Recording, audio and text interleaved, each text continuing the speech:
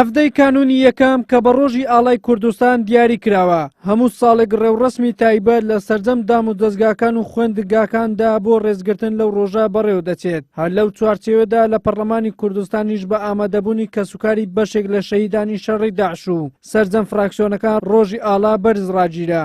ڕەنگێن ئاڵای me derbirînê ji pêk hatên cuda cuda yên gelê me dikin. Mêjwa pirî xwînawî ya milletekî qareman bo azadiyê û serbixweyiyê her wesa nîşana cerksotina dayikên şehîdên me yên ku kurên xwe ji bo bergirîkirinê ji ala û axa Kurdistanê pêşkeş kirîn her wekî wan dayikên evrokê em li huzura way ne.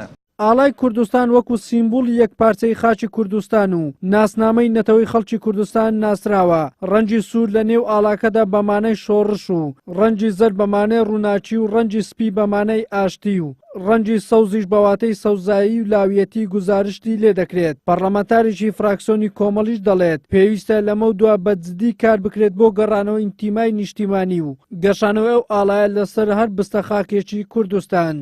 ئێمە وەک فراکسیۆنی کۆمەڵی ئیسلامی بەشداریمان کرد لە ڕۆژی هەڵکردنی ئاڵا. طبعاً ئەم ڕۆژە یاخودەمیادا لە پەیڕەوە ڕێک خراوە بە پەیڕەوی ناخۆی پەرلەمان. ئەم یادە یادێکی نەتەوەییە، ئێمەش ڕێز لەو یادە دەگرین و ڕێز لە هەڵکردنی ئاڵای کوردستان دەگرین. طبعاً هەڵکردنی ئاڵا تەنها بۆ نمونە بۆ ڕۆژێک نەبێ، بێگومان ئاڵای کوردستان لەژێر ئاڵای کوردستاندا کۆمەڵێک بۆ نمونە قوربانی دراوە، کۆمەڵێک خوێن ڕژاوە، کۆمەڵێک کەسی زۆر بوونەتە قوربانی.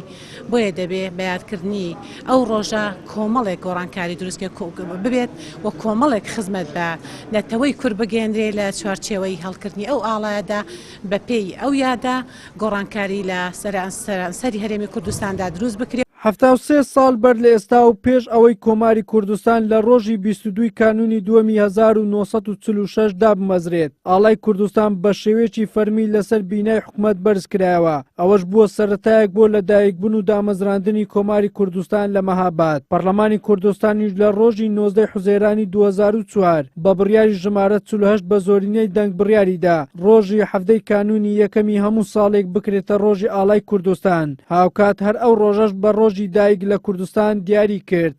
وەلی سەلیم، کەناڵی ئاسمانی پێم، هەولێر.